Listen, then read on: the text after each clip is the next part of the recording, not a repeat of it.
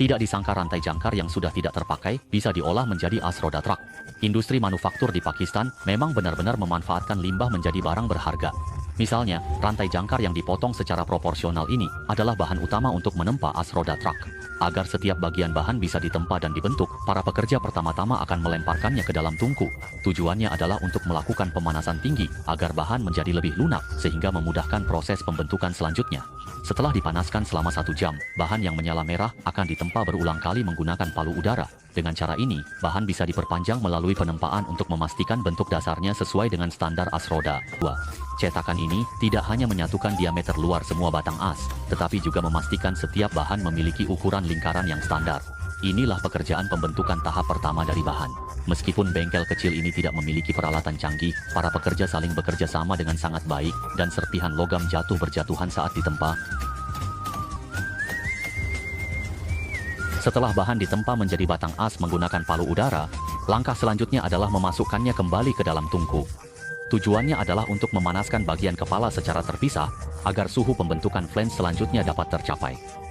Alasan untuk memanaskan dan membentuknya dalam 2 tahap adalah karena proses penempaan memerlukan suhu yang sangat tinggi. Jika suhu bahan turun dan mendingin, penempaan dapat menyebabkan permukaan retak.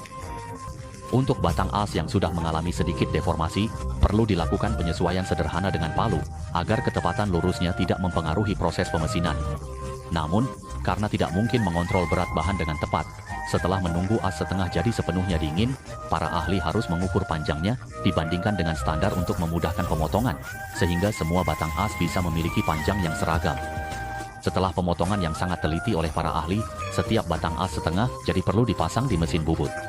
Dengan cara ini, permukaan batang as bisa dibubut menjadi rata, sehingga data as menjadi lebih akurat dan meningkatkan estetika keseluruhan batang as. Meskipun ini dapat menyebabkan perubahan berat pada as roda, hanya setelah dibubut di mesin bubut, keselarasan as roda baru bisa benar-benar digunakan di truk. Namun, agar as roda dapat menggerakkan kepala poros roda, para ahli juga perlu menggunakan cetakan lubang standar mereka untuk mengebor flange. Lubang tersebut adalah kunci untuk mengunci as roda truk. Selanjutnya, untuk meningkatkan ketahanan poros, perlu dipanaskan kembali pada suhu tinggi untuk melakukan perlakuan api getah suhu tinggi untuk meningkatkan keseluruhan setengah poros.